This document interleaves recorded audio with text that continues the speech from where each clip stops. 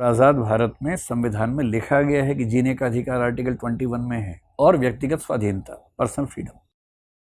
तो ये इसलिए है कि क्योंकि भारत मृत्युदंड को मानता है। जो देश मृत्युदंड को नहीं मानते वहां एब्सोल्यूट राइट टू लाइफ होता है।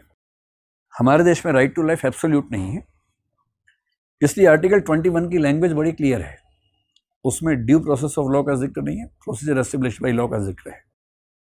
वो कहता है कि किसी भी व्यक्ति के प्राण और दैहिक स्वतंत्रता विधि द्वारा स्थापित प्रक्रिया के द्वारा ही समाप्त की जा सकती है, अन्यथा नहीं।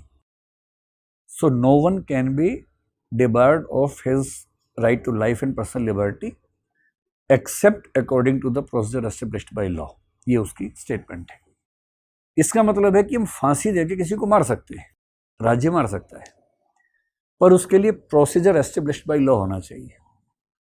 एक कानून होगा जो संविधान से सम्मत होगा, उस कानून में रूल्स होंगे, उन रूल्स के तहत आप किसी का जीवन ले सकते हैं, अन्यथा नहीं ले सकते हैं। ऐसी पर्सनल फ्रीडम का सिंपल सा मतलब है कि आपको बांधा हुआ नहीं, आप आराम से खड़े घूम फिर रहे हैं तो पर्सनल फ्रीडम है। मतलब बेसिक मीनिंग इसका ये।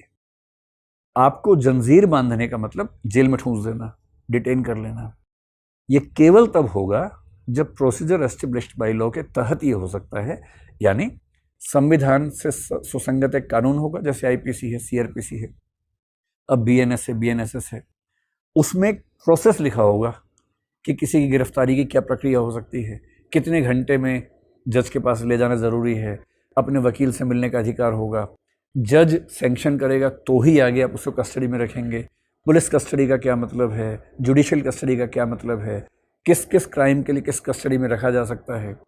इस पूरे प्रोसीजर, जो प्रोसीजर विधि द्वारा पारित किया गया है,